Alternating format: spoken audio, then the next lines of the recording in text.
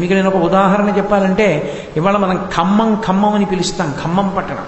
అసలు దాని పేరు ఖమ్మం కాదు, దాని పేరు కంబం.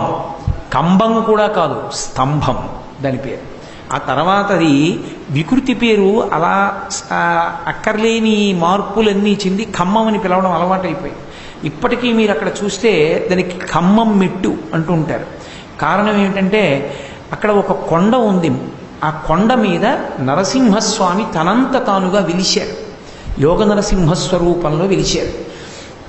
ఇప్పటికీ అక్కడ ఒక చమత్కారం ఉంటుంది.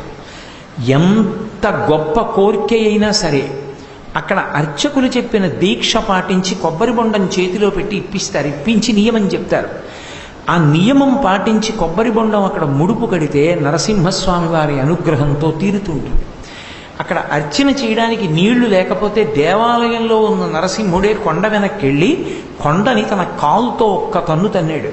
తంతే కొండ బద్దలైపోయి దేవాలయం ఉన్న కొండ ముందుకి, మిగిలిన భాగం వెనక్కి ఒరిగిపోయి, ఆ మధ్యలో వచ్చినటువంటి చీలికలో నీటి ప్రవాహం వచ్చింది.